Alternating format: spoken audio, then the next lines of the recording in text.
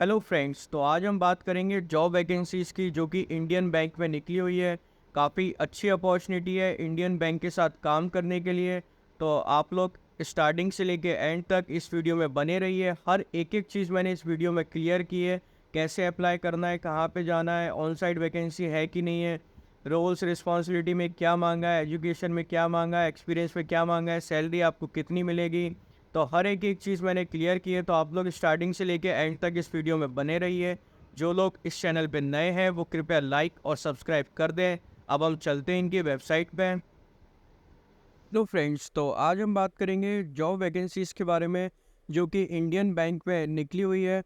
इसका मैंने notification already download करके रखा हुआ है। लिंक डिस्क्रिप्शन बॉक्स में प्रोवाइड करवा दूंगा, वहाँ पे जाके आप इसको डाउनलोड कर सकते हैं। तो अब हम बात करते हैं किस चीज़ की वैकेंसी है, कहाँ पे निकली हुई है। Engagement of specialist in cash management services vertical on contractual basis. ये कॉन्ट्रेक्चुअल बेसिस है, परमानेंट नहीं है। Indian bank, a leading public sector bank headquartered in Chennai with geographical presence all over India and abroad, invites application from Indian citizen for the engagement as। तो ये इसका जो headquarter है वो चेन्नई में है और इंडिया में सब जगह इसकी ब्रांचेस वगैरह सब चीज़ है, ठीक है। तो अब हम बात करते हैं किस पोस्ट की निकली हुई है। Product manager cash and cheque receivable oblique payment B2B payment एक वैकेंसी है। Product manager UPI and mandate management, इसकी भी एक वैकेंसी है। प्रोडक्ट मैनेजर एपीआई बैंकिंग एक vacancy. Product manager internet payment gateway and aggregator relationships, इसकी भी एक वैकेंसी है। Team lead transaction banking sales 9 vacancy. Chartered accountant 6। तो टोटल वैकेंसी कितनी हो गई? 19 वैकेंसी, ठीक है। अब हम नीचे आके इसमें देख लेते हैं क्या क्या चीज़ें इसमें मांगी गई हैं। The mandatory education qualifications, experience, skills and responsibilities and accountabilities required for the post as are follows. Cut off date for age qualification experience is 1/7/2023, ठीक है। तो अब यहाँ पे हम पैरामीटर्स वगैरह चेक कर लेते हैं क्या क्या चीज़ें इन लोगों ने लिखी हुई है। पहला है पैरामीटर एज का, ठीक है। Product manager post code 124 team lead post code 5 और चार्टर्ड अकाउंटेंट पोस्ट कोड 6। तो मिनिमम एज कितनी है? सब में सेम ही है, मिनिमम एज 25 मैक्सिमम 40। फिर देन चार्टर्ड अकाउंटेंट के लिए मिनिमम एज 25 मैक्सिमम 35। अब नीचे आके देख लेते हैं और क्या क्या पैरामीटर्स हैं।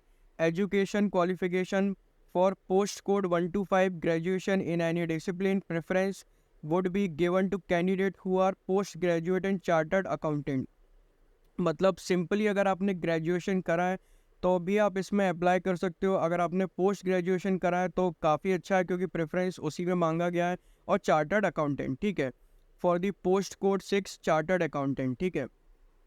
अब नीचे आके देखते हैं post qualification work experience for the post code 125। Post code 125 ये आपको कैसे समझना है, ये ऊपर यहाँ पे ऑलरेडी यहाँ पे मेंशन करा गया। पोस्ट कोड 125 124 ये सारी चीज़ें ऊपर मेंशन करेंगी, तो आप लोग वहाँ से जाके समझ लेना। Minimum 5 year of work experience in bank leading NBFC FI payment fintech company with at least.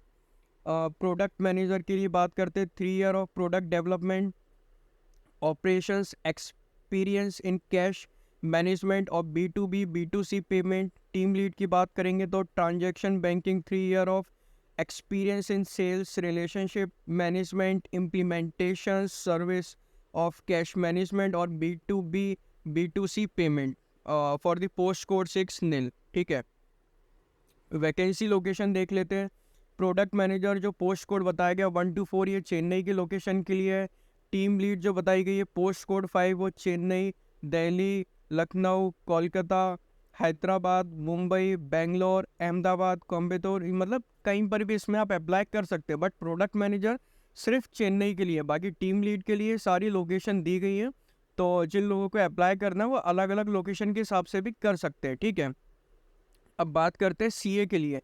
CA के लिए लोकेशन मेंशन है चेन्नई, दिल्ली, लखनऊ, कोलकाता, हैदराबाद, मुंबई, बेंगलोर, अहमदाबाद, कोयम्बटूर और एस में बी डिसाइडेड बाय बैंक। जो डिसाइड कौन करेगा? सोल अथॉरिटी डिस्क्रिप्शन किसका होगा? बैंक का, ठीक है। अब ये कितने साल के लिए रहेगा वो सारी चीज़ों की बात कर लेते हैं।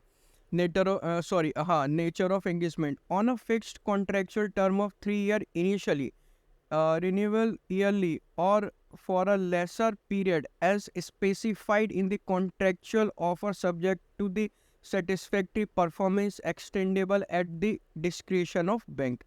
मतलब कि 3 साल का कॉन्ट्रैक्ट पीरियड रहेगा, उसके हिसाब से बढ़ा भी सकते हैं, कम भी कर सकते हैं। सोल डिस्क्रिशन किसका होगा? बैंक का होगा। इसमें क्या होगा? आपके परफॉर्मेंस के ऊपर डिपेंड करेंगी सारी चीज़ें, ठीक है। टर्मिनेशन 1 month नोटिस और 1 month कंपनसेशन। अच्छा, मतलब जैसे कि अगर टर्मिनेट के लिए क्या होगा? 1 month नोटिस देना पड़ेगा या तो फिर 1 month का कंपनसेशन, ठीक है। अब इसमें देख लेते हैं पैसे कितने मिलेंगे, रेम्यूनरेशन एंड ये सारी चीज़ें। Negotiable and not a limiting factor for deserving candidate. There will be a variable pay over and above the fixed pay salary but link to achieving the specific targets which will be reviewed on quarterly half yearly basis as the case में भी। ये भी soul discretion bank का ही होगा एक तरीके से, ठीक है।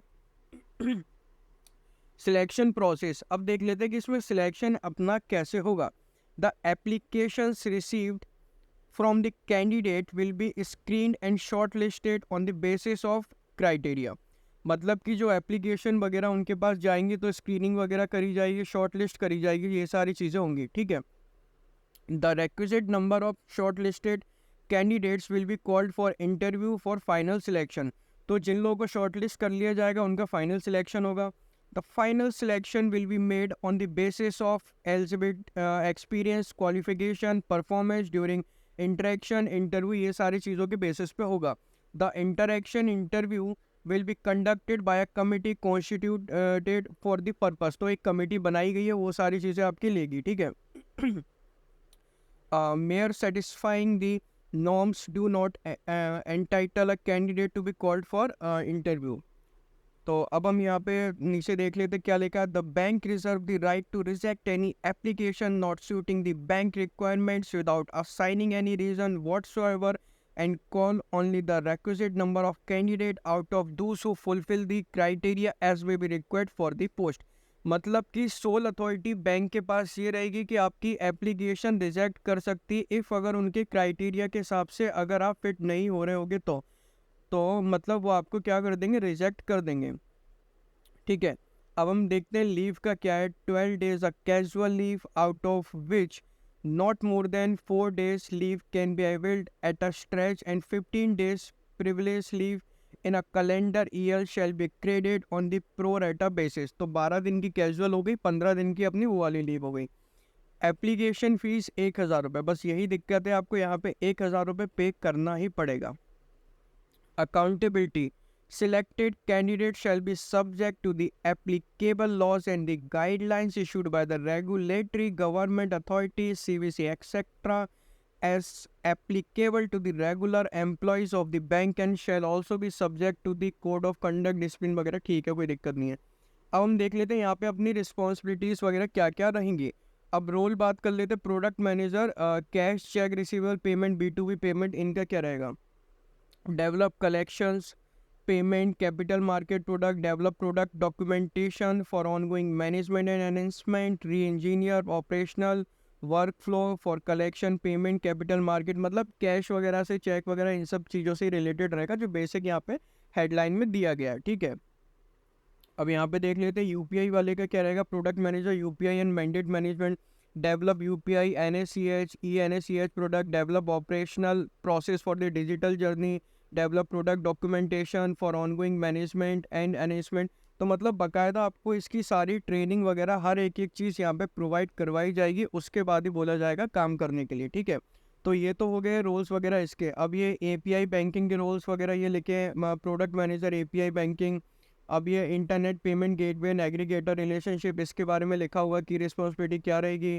ट्रांजैक्शन बैंकिंग सेल्स में क्या क्या रिस्पॉन्सिबिलिटी आपको मतलब ये सारी चीज़ें रहेंगी। चार्टर्ड अकाउंटेंट की दी गई हैं, ठीक है। तो ये सारी चीज़ें आप ध्यान से पढ़ लेना। अब हम बात करते हैं प्रोसीजर फॉर अप्लाइंग, मतलब कैसे इसको अप्लाई करना है। सबसे इम्पोर्टेंट तो यही चीज़ है। Application complete in all respect as per the prescribed format annexure A किसके हिसाब से, एनेक्सर ए के हिसाब से, along with the copies of the credential as enumerated in clause 2 below should be send in the closed envelope. आपको envelope में देना पड़ेगा, ये ऊपर लिख देना headline application for this and this करके। और एड्रेस कहाँ का है, ये एड्रेस इनने मेंशन करा गया, चीफ जनरल मैनेजर ये करके पूरा एड्रेस है, यहाँ पे भेजना है, ठीक है। All eligible and interested candidates should apply in this prescribed application format to reach the address cited above on और before 19/8/2023, मतलब 19 अगस्त से पहले पहले आपको भेजना है, या सेम डे भी भेज सकते हो। Any application received after due date will be summarily rejected, मतलब इसके बाद अगर आप भेजोगे तो आपकी वो रिजेक्ट हो जाएगी। एप्लीकेशन फ़ीस कितनी, 1000 रुपये। तो वो 1000 रुपये आपको कहाँ पे करना है, ये बैंक की ये सारी चीज़ें लोगों ने मेंशन करी है, account number, bank and branch, account type हो गया, IFSC कोड, ये सारी चीज़ें इन लोगों ने मेंशन करी है। और कौन कौन सी फ़ोटो कॉपीज़ लगानी है वो इनने मेंशन करा है। DO भी लगा देना, मार्कशीट वगैरह जो मांगी है, experience certificate, photo identity proof, ये सारी चीज़ें जो इनने मेंशन करी है वो सारी चीज़ें आपको लगा देनी है, ठीक है। तो ये सारी चीज़ें आपको कहाँ पे भेजनी है, ये वाले एड्रेस पे। सबसे इंपॉर्टेंट क्या चीज़ है, ये वाले एड्रेस पे भेजना है, 19/8 के पहले भेजना है। 1000 रुपये का आपका एप्लीकेशन फ़ीस होगा। सारी चीज़ें मैंने इसमें क्लियर कर दी हैं। ऊपर आके एक बार और मैं बता देता हूँ कितनी वैकेंसी है। टोटल वैकेंसी निकली हुई है 19 वैकेंसी है। Thank you for watching this video.